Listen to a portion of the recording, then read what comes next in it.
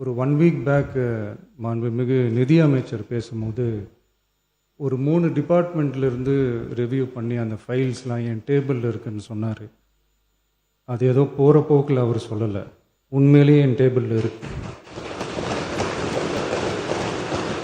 அத்தனையும் ப்ரூஃபோடு இருக்கு.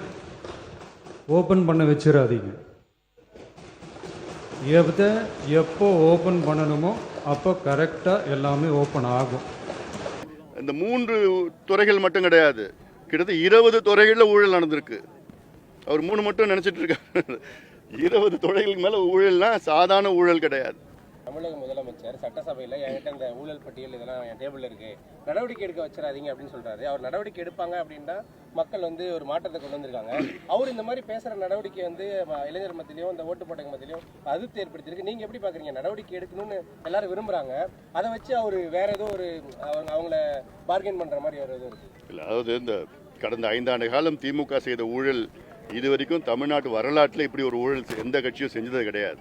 இதைத்தான் நாங்கள் தெருவாக நாங்கள் பேசி ஆன்டி டிஎம்கே உடைய நிலைப்பாட்டை நாங்கள் மக்களுடைய மனநிலையை மாற்றணும். நாங்கள் அந்த அடிப்படையில் ஆட்சிக்கு வந்த மரியாதைக்குரிய விஜய் அவர்கள் நிச்சயமாக இந்த 3 துறைகள் மட்டும் கிடையாது, கிட்டத்தட்ட 20 துறைகளில் ஊழல் நடந்திருக்கு. அவர் 3 மட்டும் நினச்சிட்டு இருக்காரு. 20 துறைகளுக்கு மேலே ஊழல்னா சாதாரண ஊழல் கிடையாது. அதில் நிச்சயமாக நடவடிக்கை எடுக்கணும், வேகமாக எடுக்கணும். மக்களுடைய நம்பிக்கை பெறுகின்ற வகையில் வேகமாக எடுக்கணும். இப்போ ஒரு உதாரணம், கனிம வளம் இருக்குது. கனிம வளம் கிட்டத்தட்ட ஒரு 30,000 கோடிக்கு கேரளாவில் கடத்தி எடுத்துகிட்டு போயிருக்கிறாங்க கடந்த ஆட்சியாளர்கள். காட்ஃபாதர் எத்தனையோ காட்ஃபாதர்கள்லாம் இருந்தாங்க. அதில் அதுக்கு என்ன பண்ணணும்னா அவங்க மேலே வழக்கு போட்டு அந்த பணத்தை திரும்பி பெறணும். வாங்கி கஜானா அரசு கஜானா இன்னைக்கு காலியாக இருக்குது, அதில் திரும்பி, ஏன்னா அவங்கள ஒவ்வொருத்தரும் பிடிச்சோன்னு வச்சுக்கலாம். அதுவும் பொதுப்பணித்துறை, நெடுஞ்சாலைத்துறையெல்லாம் ஓஹோன்னு அடித்து நாஸ்தி பண்ணிட்டாங்க. எல்லாமே இபியிலேருந்து போக்குவரத்து எல்லாமே பண்ணியிருக்கிறாங்க. இது சாதாரணமாக இப்போது ஒரு உதாரணம், இபியில் ஒரு டெண்டர் போட்டிருக்காங்க, அது டிரான்ஸ்ஃபார்மருக்கு நினைக்கிறேன். 32 பேரும் ஒரே ரேட் போட்டிருக்காங்க.